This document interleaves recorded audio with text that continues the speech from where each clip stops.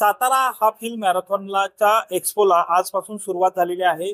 जगप्रसिद्ध अशी ही half hill marathon जी साताऱ्याची आहे याच्या एक्स्पोला उत्स्फूर्त असा प्रतिसाद मिळताना आपल्याला पाहायला मिळत आहे। एकूणच सांगायचं झालं तर जवळपास स्पोर्ट्सशी रिलेटेड जवळपास 40हून अधिक स्टॉल, फूडचे स्टॉल असतील, यामध्ये स्पोर्टच्या ऍक्टिव्हिटीजचे वेगवेगळे स्टॉल जे आहेत ते या ठिकाणी लावण्यात आलेले आहेत। अनेक जण स्पर्धक जे आहेत ते मोठ्या संख्येनं आजपासूनच या ठिकाणी या एक्स्पोला भेट देत आहेत। एकूणच मोठी जय्यत अशी तयारी जी आहे ती या ठिकाणी करण्यात आलेली आहे। आपल्यासोबत या एक्स्पोच्या अनुषंगाने जे हे हाफ हिल मॅरेथॉन आहे याचे अध्यक्ष आहेत आपल्यासोबत, जी आताचं नियोजन आहे ते कशा पद्धतीचं आहे आणि ही मॅरेथॉन आहे कशा पद्धतीची पार पडणार आहे, कधी येणार?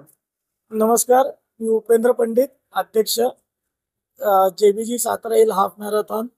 हे 14वं वर्ष आहे ही मॅरेथॉन आणि योगायोगाने 14 तारखेलाच आहे। त्या मॅरेथॉनच्या आधी 2 दिवस 12 आणि 13 तारखेला हा एक्स्पो होणार। हा एक्स्पो आहे।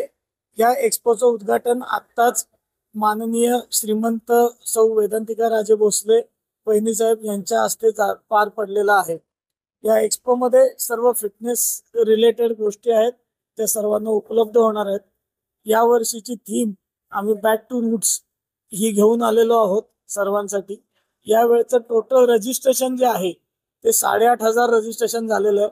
त्याच्यामध्ये 3,000 आपले सातारा जिल्ह्यातले रनर्स आहेत आणि 5,500 हे साताऱ्याच्या बाहेरचे रनर्स ऑल ओव्हर इंडियामधून आलेले आहेत।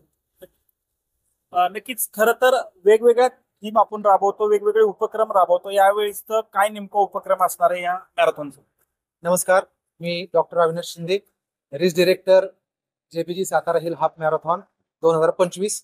ॲज अ रेस डायरेक्टर मी थोडंसं या वर्षी आम्ही जे काही बदल, हा निसर्गाचा नियम आहे आणि सातारा हिल मॅरेथॉन सुद्धा दरवर्षी काही ना काहीतरी बदल करत असते।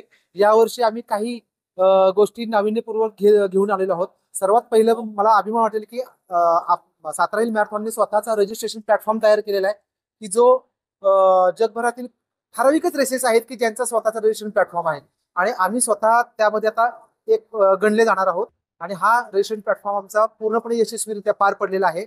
दुसरा विषय असा आहे की आपण जे काही सातारा हिल मॅरेथॉन मध्ये 3 प्रकारचे मेडल्स देतो, गोल्ड मेडल, सिल्वर मेडल आणि ब्रॉन्झ मेडल।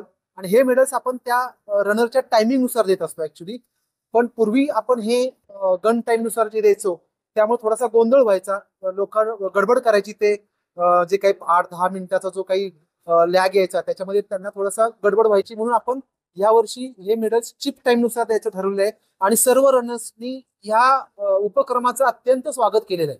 नक्कीच, नेमकी थीम काय असणार आहे? दरवेळेचं वेगवेगळी थीम असते, पण आपण यावेळेस कशा पद्धतीने? नमस्कार, मी Vishal Dhane, vice president JBG Satara hill half marathon. यंदाच्या 14व्या पर्वात आपण थीम घेऊन आलेलो आहे बॅक टू रूट्स। दरवर्षी आपले वेगवेगळ्या थीम्स असतात, यंदाची थीम आहे बॅक टू रूट्स। जसं की मनुष्याच्या उत्क्रांतीपासून आपण पाहत आलो की पहिल्यांदा आपण चालायला शिकलो, मग धावायला शिकलो आणि धावता धावता अशा बऱ्याच गोष्टींच्या पाठीमागे पळायला शिकलो।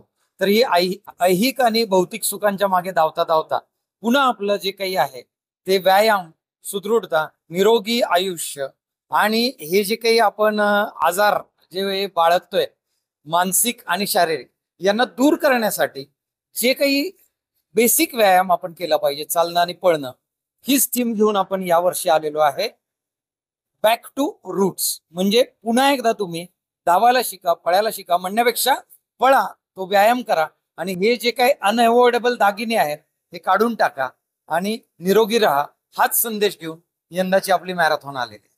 नक्कीच, बॅक टू रूट्स ही थीम घेऊन यावेळची ही जी हाफ हिल मॅरेथॉन जी आहे ती पार पडणार आहे आणि निरोगी राहा हाच संदेश जो आहे तो या निमित्तानं या ठिकाणी या मॅरेथॉनच्या माध्यमातून देण्यात आलेला आहे। कॅमेरामन आमिर शेख सह संतोष नरवडे, TV9 मराठी, सातारा।